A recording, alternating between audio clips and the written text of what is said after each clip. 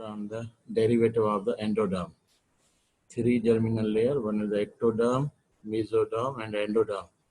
We have completed ectoderm, mesoderm. Now we will discuss about the derivative of the endoderm. So already I explained that our three germinal layer are derived from the epiblast cell. Epiblast cell migrate through the perimeter streak. They occupy below the ectoderm. They become a hypoblast, and further passage of the migration of the epiblast cell, they will occupy between the epiderm and the hypoblast and become a mesoderm. So derivative of the ectoderm, mesoderm and endoderm we will discuss about. We will discuss ectoderm, then mesoderm. Today we will discuss the derivative of the endoderm, which is very small topic as compared to the mesoderm. So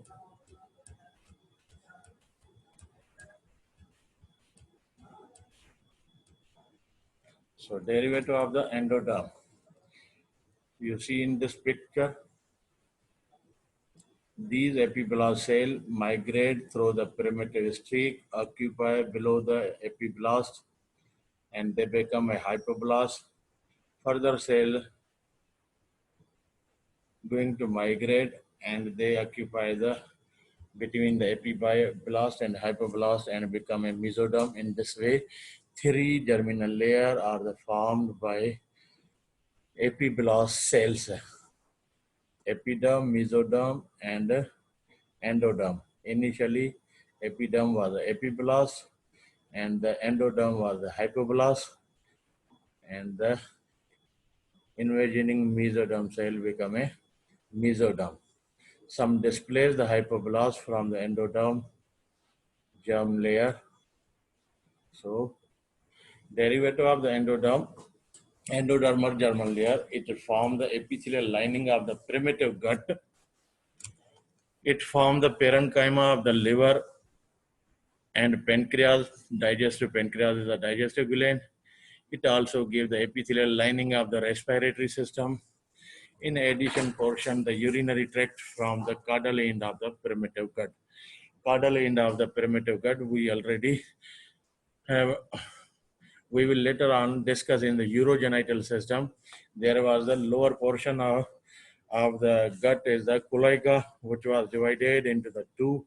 One is the urogenital sinus, other the anorectal portion. So urogenital sinus जो बनेगा उससे primitive गट का lower portion होता है, उससे urinary bladder और urethra की formation होती है. तो जो एंडोडर्मल जर्मिनेशन क्या बनाएगा, एक तो एपिथेलियल लाइनिंग देगा गट को, रेस्पिरेटरी ट्रैक्ट को और यूरिनरी ट्रैक्ट को, जो कार्डल एंड ऑफ द प्रिमिटिव गट से फॉर्मेशन होती है उसको ये अपनी एपिथेलियल लाइनिंग देगा. और कुछ पेरेन्काइमल टिश्यू हैं जो बनेंगे वो लिवर के, पेनक्रियास से. These are the organs which are formed by the endoderm germinal layer. Primitive gut digestive tube subdivided into the foregut, midgut and hindgut. So midgut part of the digestive tube is connected with the yolk sac by the means of the white canal called as a Vitelline duct or omphalomesentric duct. तो हमने picture में देखा था कि yolk sac cavity थी. Yolk sac cavity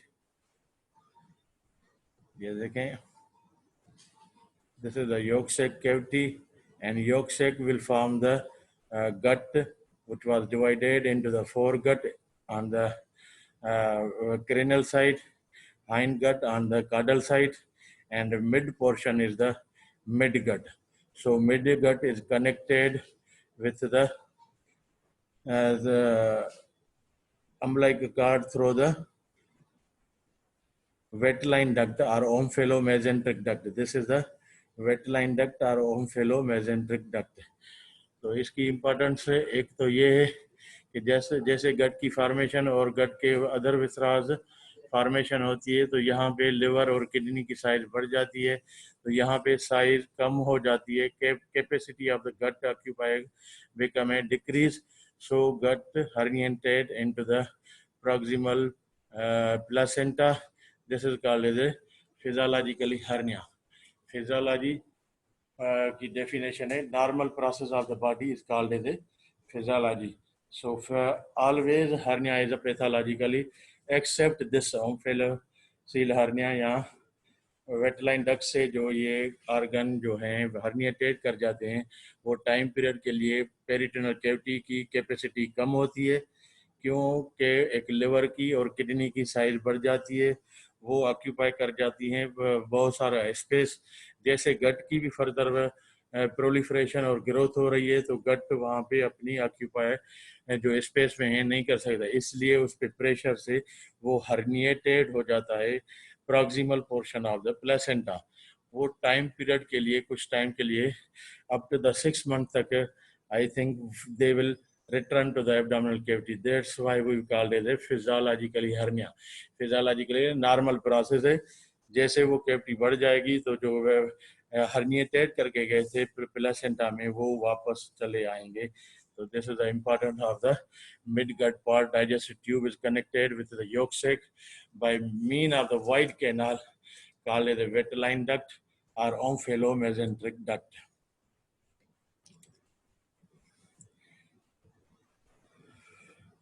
ये देखें yolk sac के, yolk sac are connected with umbilical cord through Vitelline duct. तो ये Vitelline duct है। अब ये जैसे लिवर की साइज बढ़ जाएगी, किडनी की साइज बढ़ जाएगी, इसी तरह ये गट आ रहा है यहाँ से पूरा, तो इस गट की साइज बढ़ जाएगी। लोअर पोर्शन ऑफ दी मैंने आपको कुलोई का बताया था, तो foregut, midgut and hindgut, जैसे गट की वो ग्रोथ हो जाएगी तो यहाँ पे स्पेस नहीं होगा और उसके प्रेशर की वजह से ये गट हर्निएटेड होगा। इस proximal portion of the umbilical cord, इसको हम कहते हैं फिजियोलॉजिकल हर्निया। एक होती है वेंट्रल मेजेंट्री, अदर होती है डॉर्सल मेजेंट्री। वेंट्रल जो इन फ्रंट होगी पेरिटोनल कैविटी के, और वेंट्रल मीन्स एंटीरियरी और डॉर्सल मीन्स पोस्टीरियरी। तो इस तरह ये स्प्लीन पड़ी हुई है और ये फोरगट की आर्टरी जा रही है, फोरगट, मिडगट और हाइंड गट की, और ये एरोटा पड़ा हुआ है और एरोटा से, डॉर्सल एरोटा से इसको ब्लड सप्लाई मिल रही है। फिजियोलॉजिकली हर्निया को हमने डिस्कस किया, तो क्या क्या कहा, तो physiological hernia, physiological umbilical hernia occur at the beginning of the 6th week. 6th week में शुरू होता है। The midgut loop communicated with the yolk sac through the narrow yolk stalk or the Vitelline duct. Midgut, this is the midgut, communicated through the narrow opening. These are the Vitelline duct. और communicate किसे कर रहा है, yolk sac से। तो midgut communicated with the yolk sac through the narrow yolk stalk और Vitelline duct, Vetelino-intestinal duct भी इसको कहते हैं, Vetelino-omphaceal duct भी इसको कहते हैं, until the 10th week, 10th week तक ये जो करें। So the herniated intestine is derived from the midgut loop in the proximal part of the umbilical cord. Umbilical cord herniation occur because the not enough room in the abdominal cavity. Umbilical herniation क्यों हो रही है, मैंने आपको बताया कि इस stage पे लिवर की साइज जो की बढ़ जाती है, किडनी की साइज, और इतना स्पेस जो है एब्डोमिनल कैविटी में नहीं होता है। उसी दौरान ये जो है गट की भी प्रोलिफरेशन और फर्दर फॉर्मेशन होती रहती है, तो स्पेस कम होता है, इसलिए उसको प्रेशर लगता है। They are rapidly growing the midgut into the proximal portion of the umbilical cord because of the lower space of the abdominal cavity, short space of the abdominal cavity. This shortage of the space is caused by massive liver and two kidneys that existing during this period of the development. तो ये physiologically hernia time period के लिए ये herniated हो जाएंगी, फिर वो वापस एब्डोमिनल कैविटी में वापस जो गट का पोर्शन गया हुआ था वो वापस रिटर्न होगा एब्डोमिनल कैविटी में. Derivative of the endodermal germ layer, epithelial lining GIT को, रेस्पिरेटरी सिस्टम को, मिडिल एयर को, pharyngotympanic tube को और urinary bladder and urethra. These are the four structure which was epithelialized by the endoderm. One is the gastrointestinal tract, other is the respiratory system, and third is the middle ear and pharyngotympanic tube, urinary bladder, and the urethra. So and the second is the parenchyma of the phylling tissue. Parenchyma of the phylling tissue में one is the tonsil, parenchyma of the tonsil, parenchyma of the thyroid, parathyroid and thymus gland, and parenchyma of the liver, and parenchyma of the pancreas. These four organs, parenchyma, are formed by the endoderm. वो थी जो उसमें थी epithelial lining GIT को, respiratory tract को और middle air and फेरेंजोटाइम्पेनिक tube को और यूरिनरी ब्लैडर और यूरिथ्रा, और जो पेरेन्काइमल टिश्यू बना रहा है टॉन्सिल के, थायराइड के, पैराथायराइड के, थाइमस के, लिवर के, पेनक्रियाज के. So these are the derivative of the endoderm. One is the epithelial lining to the organ which is the GIT, respiratory system, middle ear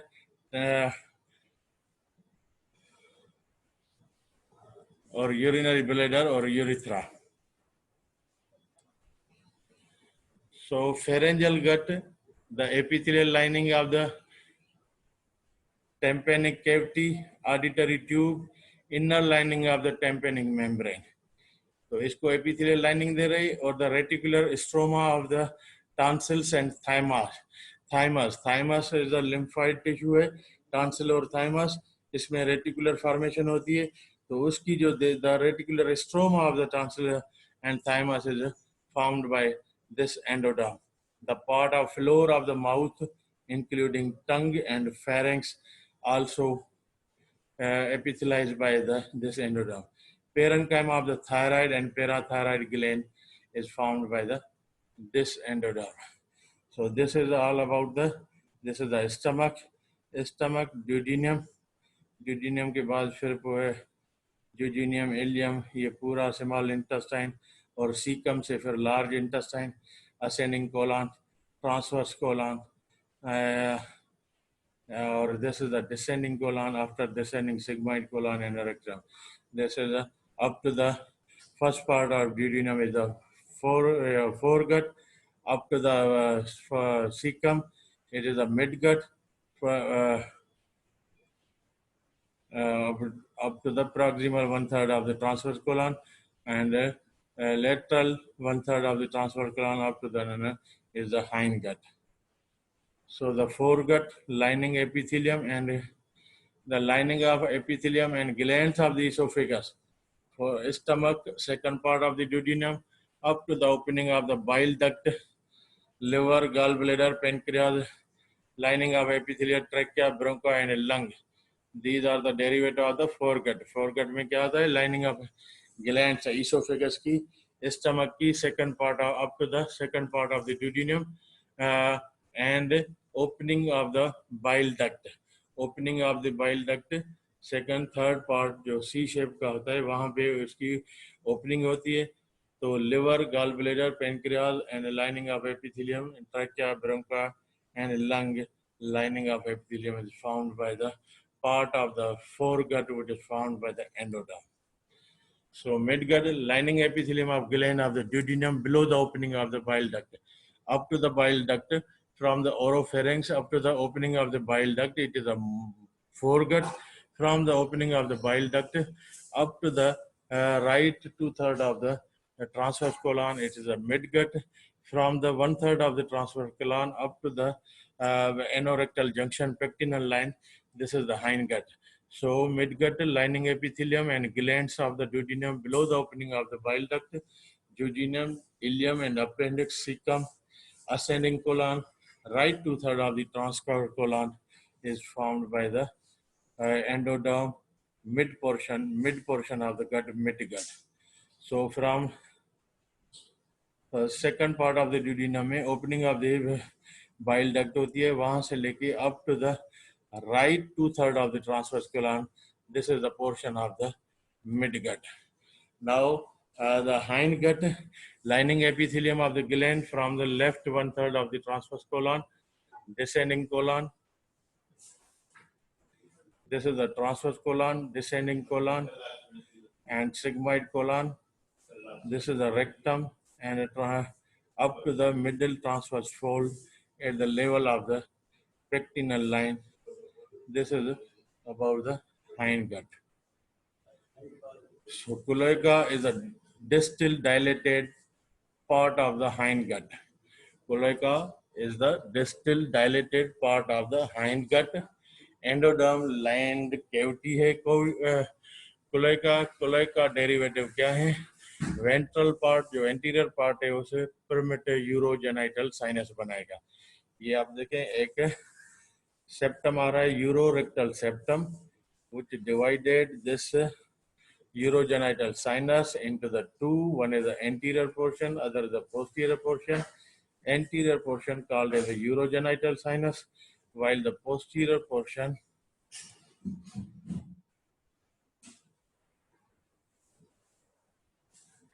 or dorsal portion is called as the anorectal canal. So cloaca is the lower distal dilated part of the hindgut, which is lined by the endoderm, and the cloaca is divided by the urorectal septum into the two part. One is the ventral part, other is the dorsal part. Ventral part also called as a primitive urogenital sinus, and primitive urogenital sinus का जो upper part है, they will form the vasico-urethral canal.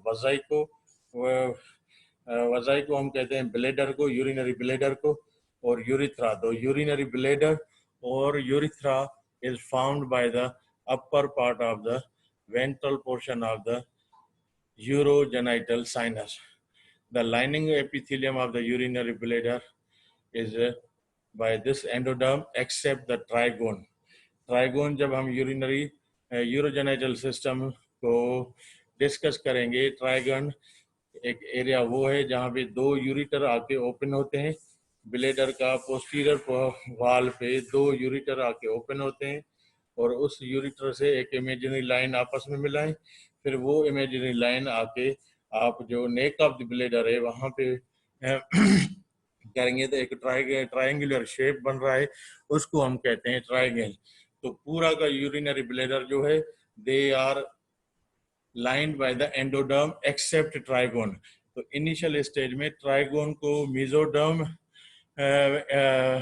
Epithelial lining देता है, लेकिन later on they also converted into the endoderm. Initial stage में जो mesonephric duct होती है वो आके ओपन होती है lower portion of the hindgut. उस मेसोनेफ्रिक डक्ट से जेनाइटल डक्ट्स बनती हैं. मेल में जो एपिडाइडीमस होता है वो इस जो पोर्शन है मेसोनेफ्रिक सा उससे फॉर्मेशन होती है और वो lower portion of the bladder के साथ एब्जॉर्ब हो जाती है. इसलिए वो portion they are lined by the mesoderm. But जैसे टाइम गुजरेगा तो this mesoderm also convert into the endoderm epithelial lining. So whole जो यूरोजेनाइटल सिस्टम है उसकी जो एपिथेलियल लाइनिंग है वो ट्रांजिशनल एपिथेलियम है. और transitional epithelium is one of the derivative of the endoderm epithelium. Endoderm epithelium में थोड़ी चेंजेस आती है जो पूरी यूरिनरी सिस्टम की एपिथेलियम को ट्रांजिशनल एपिथेलियम में करवाना है. और जो मिडिल पोर्शन है, मिडिल पोर्शन किसका? यूरोजेनाइटल साइनस का. अपर पोर्शन से वजाइको यूरिनरी ब्लेडर और यूरिथ्रा का पार्ट बना और middle portion lining epithelium in the male middle portion, prostatic and membranous part of the urethra की formation करेगा, part of the ejaculatory duct, glandular part of the prostate. In female, the whole urethra is lined by this, and the lower part जो है middle portion or lower lining the epithelium of the phallic part in the male penile urethra, definite urogenital sinus in the female, lower portion of the vagina. जब urine जब इस genito urinal system को हम discuss करेंगे तो vagina की embryology में हम पढ़ेंगे तो अपर पोर्शन होता है, लोअर पोर्शन होता है.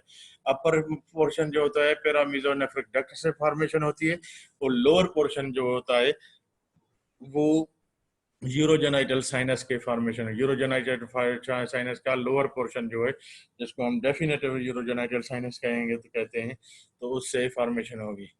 तो आप ये देखें, तो ये कुलोइका था, कुलोइका डिवाइड हुआ है यूरोरेक्टल सेप्टम से, यूरोरेक्टल सेप्टम से डिवाइड हुआ तो किस में हुआ, एक हुआ एनोरेक्टल पोर्शन होता है क्लोइकल और दूसरा होता है यूरोजेनाइटल साइनस. तो एंटीरियर पोर्शन पे यूरोजेनाइटल साइनस, पोस्टीरियर पोर्शन में एनोरेक्टल एरियाज. फिर एक ये मेम्ब्रेन है यूरोजेनाइटल मेम्ब्रेन, इसको यूरोजेनाइटल मेम्ब्रेन जो यूरोजेनाइटल साइनस का लोअर पोर्शन है, और एनोरेक्टल मेम्ब्रेन या एनल मेम्ब्रेन जो क्लोइका एनोरेक्टल पोर्शन जो पोस्टीरियर साइड है वहां पे एक मेम्ब्रेन है. तो this is all about the cloaca derivatives. Cloaca derivatives का जो वेंट्रल पोर्शन था उसको हमने डिस्कस किया. तो जो डार्सल पोर्शन है एनोरेक्टल कैनाल जिसको हम कह रहे हैं, lining epithelium lower part of the rectum, anal canal up to the pectineal line. तो डार्सल पोर्शन जो एनोरेक्टल पोर्शन है आप इस पिक्चर में देखें, ये है यूरोजेनाइटल साइनस. यूरोजेनाइटल साइनस जो है एंटीरियर पोर्शन है या वेंट्रल पार्ट है, और ये है एनोरेक्टल कैनाल जो है पोस्टीरियर या dorsal portion of the cloaca. Anterior का जो अपर पोर्शन था उससे यूरिनरी ब्लैडर और यूरिथ्रा की फॉर्मेशन हुई. मिडिल से middle part of the urethra यानी कि मेम्ब्रेनस और प्रोस्टेटिक यूरिथ्रा बन रहा था, और लोअर पोर्शन से फिर पेनाइल यूरिथ्रा, और फीमेल में जो था lower part of the vagina is found by the this lower portion. Now we discuss about the dorsal part of the urogenital sinus. Dorsal portion of the cloaca, dorsal portion में anorectal canal आ रहा है. Anorectal एक तो lining epithelium lower part of the rectum and anal canal up to the pectineal line. Pectineal line तक इसको endodermal lining दे रहा है. और आप ये देखें, दिस इज द फोरगट, जो फेरेंजल गट, फेरेंजल गट को फोरगट भी कहेंगे. तो फेरेंजल पार्ट और अप टू द ड्यूडिनम तक ये फोरगट होगा. ड्यूडिनम का कौन सा पार्ट, वहां पे जहाँ पे बाइल डक्ट की ओपनिंग होती है. बाइल कहाँ पे फॉर्मेशन होगी, bile is found by the liver. They passage through the bile duct, two bile duct, one right hepatic bile duct, left hepatic bile duct. They join and form the common hepatic duct. Common hepatic duct joined by the cystic duct. Cystic duct is come from the gallbladder, so they will form the bile duct, common bile duct. और common bile duct जो है वो second part of the duodenum, वहाँ पे जाके open हो गई. और ये बाइल की क्या खुसूसियत है, they help in the emulsification and digestion of the food. So और बाइल डक्ट जहाँ पे ओपन होती है वहाँ पे पेनक्रियाटिक डक्ट जाके ओपन होती है, और इन पे एक इंस्फिंक्टर ओडा है वहाँ पे होता है जो इनको ओपनिंग और क्लोजिंग में हेल्प करता है. तो फोरगट कहाँ से आ रहा है, माउथ से लेके up to the second part of the duodenum, up to the second part of जहाँ पे बाइल डक्ट की ओपनिंग हो रही है. From the second part of the duodenum up to the right proximal 2/3 of the transverse colon, this is a midgut. From the left 1/3 of the transverse colon up to the hindgut में फिर anus का जो होता है upper portion होता है, lower portion होता है। Upper portion above the pectineal line है उसको, तो अबो द पेक्टिनल लाइन जो उसको एपिथेलियल लाइनिंग होती है वो होती है एंडोडर्म, और बिलो द पेक्टिनल लाइन होती है वहां पे होती है एक्टोडर्म लाइनिंग। तो this is a foregut, midgut and hindgut, all are the drive from epithelial जो है उसकी वो आएगी एंडोडर्म से। बाकी जो सराउंडिंग मिजन काम आए हैं, तो गट की जो मसल होती है वरना टू टाइप की मसल होती है, सर्कुलर मसल होती है और लॉन्गिट्यूडनल मसल होती है, they are formed by the mesoderm.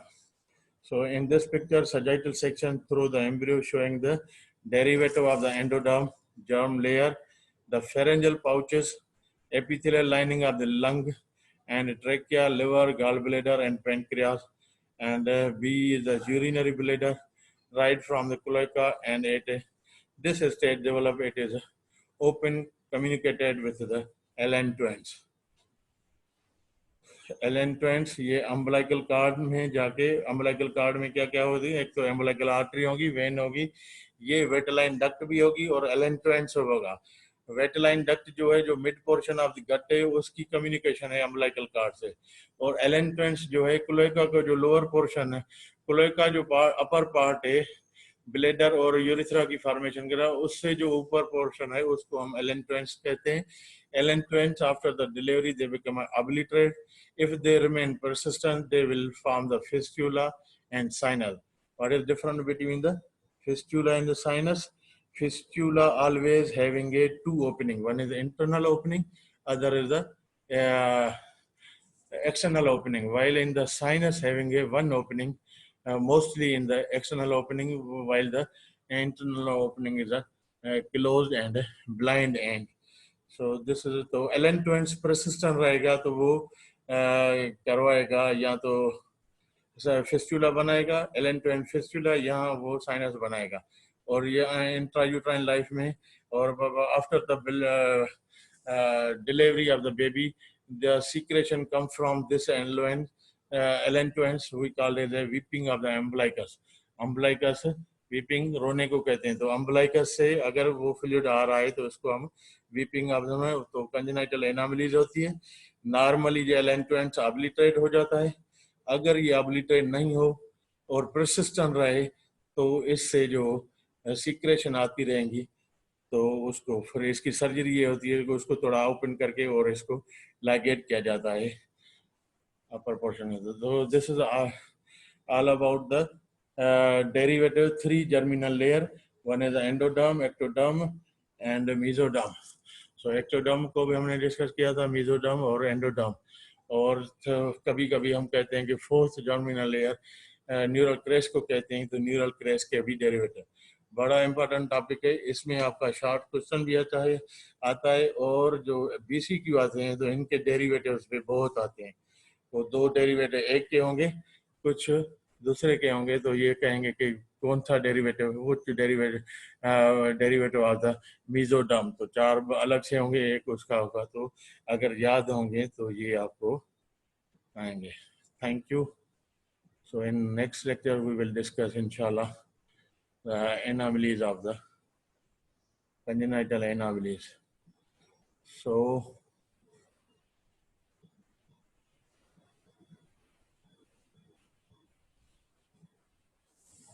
hello,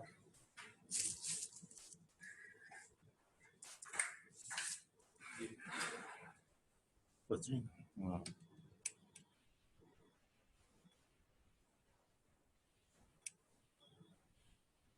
unmute करो।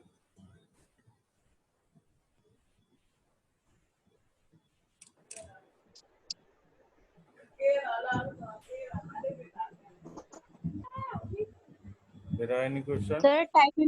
सर टिम्पैनिक कैविटी क्या होती है? Tympanic cavity,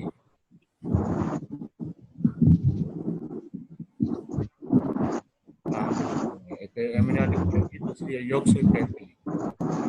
Tympanic cavity ये जो इंटरनल एयर है, वहाँ पे जो उसकी कैविटी है जहाँ पे इंटरनल एस्टिपेस आरिकल्स ये बोन्स होते हैं, जिसकी ऑसिलेशन होती है एयर में, तो internal air having a three part, one is the external, middle and internal. So middle air में जो कैविटी होती है उसको टेम्पेनिक कहते हैं, और इस कैविटी के और मिडिल एयर में बीच में टेम्पेनिक मेम्ब्रेन होती है, तो वो उसको साउंड को ट्रांसमिशन करती है। सर एलांटोसिस का बताइएगा थोड़ा सा। एलेंटोइंस वेटलाइन डक्ट जैसे मिडगर का पोर्शन अम्बिलिकल कॉर्ड के साथ अटैच था, इसी तरह जो lower portion of the hindgut है उसको हम कह रहे हैं क्लोएका। क्लोएका फिर एक यूरोजो रेक्टल सेप्टम आ रहा था, उसको दो में डिवाइड किया, क्लोएका को दो में, एंटीरियर पोर्शन दूसरा पोस्टीरियर पोर्शन। ये यूरोजेनाइटल सिस्टम में आप क्लियर करेंगे, लेकिन यहाँ तक आपको पता होना चाहिए हाइंड टन का लोअर पोर्शन डायलेटेड पोर्शन को हम कहते हैं क्लोएका। अब क्लोएका दो में डिवाइड हो रहा है, one is the anterior portion, other posterior portion. Anterior portion को हम कह रहे हैं यूरोजेनाइटल साइनस, पोस्टीरियर पोर्शन को हम कह रहे हैं एनोरेक्टल कैनाल। जो एंटीरियर पोर्शन है again divided into the three portion, one is upper, middle and lower. जो अपर पोर्शन था उसमें जो अपर पोर्शन था यूरिनरी ब्लैडर बना रहा था, और उसका कम्युनिकेशन अम्बिलिकल कॉर्ड के साथ था। तो एक ट्यूब है जो अम्बिलिकल कॉर्ड में था, तो उसको हम कहते हैं एलेंटोइंस। नॉर्मली ये एलेंटोइंस जो है अब्लिटरेट हो जाता है after the delivery, sometime they will persistent and they will lead the weeping of the umbilicus. Sir pharyngeal tympanic tube के बारे में बताएं। जी बेटा, फेरेंजियल टिम्पैनिक ट्यूब जो आपने बताया उसके बारे में बताएं, क्या होता है? फेरेंजियल कैविटी है, कैविटी और इंटरनल मिडिल एयर और इंटरनल एयर में जो कम्युनिकेशन है, तो उस ट्यूब को टेम्पेनिंग ट्यूब कहते हैं। जी बेटा, any other question? Sir वेटरी duck के और कौन कौन से नाम बताया? ओम्फेलोसील डक्ट कहते हैं, वेटलाइन और इंटेस्टाइनल डक्ट कहते हैं। ये आपके बुक्स में 3 नेम हैं, वो सारे लिखे हुए हैं। रिपीट क्वेश्चन करें ना बेटा, आप जो क्वेश्चन किया है मैंने बताया, कुलर का क्या है तो वो भी क्या बताया है। ऐसी कोई चीज जो आपको समझ में नहीं आई हो। हेलो सर यूरिनरी सिस्टम में आपने बताया जो ट्रांजिशनल एपिथेलियम होती है वो कौन कौन सी जगह पे होती है? यूरिनरी सिस्टम पूरी जो उसकी जो एपिथेलियल लाइनिंग होती है वो ट्रांजिशनल एपिथेलियम लाइनिंग होती है, from kidney up to the penile urethra. Penile external urethral meatus जो होता है वहाँ पे एपिडर्मल लाइनिंग होती है। बाकी पेनाइल यूरिथ्रा, आपका यूरिनरी ब्लैडर और यूरिटर और kidney having a transitional epithelium. तो इसी तरह जीआईडी का जो होल जीआईडी का जो एपिथेलियम होती है वो एंडोडर्म से आती है। तो जो यूरिनरी ब्लैडर की ट्रांजिशनल एपिथेलियम ये भी एंडोडर्म से वाली एपिथेलियम कन्वर्ट होती है। ये आपका सवाल ये होना चाहिए कि ट्राइगोन को जो मेसोडर्म करता है वो कैसे करता है? तो वो ट्राइगोन को जो मैंने आपको बताया था, दो ureter posterior wall of the bladder में आके ओपन होते हैं लेटरल साइड पे। तो आप दो यूरिटर को एक इमेजिनरी लाइन से मिलाएं, फिर उसको नेक ऑफ द ब्लैडर से इमेजिनरी लाइन से, तो एक ट्राइगोन एरिया बनती है। तो उसकी जो इनिशियल स्टेज में एपिथेलियल लाइनिंग होती है वो मेसोडर्म से आती है। वो मेसोडर्म से क्यों आती है, तो मैंने आपको बताया कि मेसोनेफ्रिक डक्ट होती है जहां से जिससे जेनाइटल डक्ट्स बनती है। जेनाइटल डक्ट्स मेल में अलग होती हैं, फीमेल में अलग होती हैं, वो एब्जॉर्ब होती है, इसलिए वो करते हैं। Okay sir, thank you.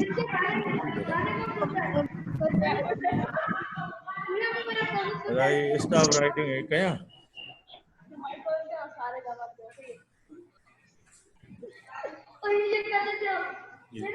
थोड़ा ॿुधाए भई मां मुंझां थो, हाणे मां एंड कीअं कयां।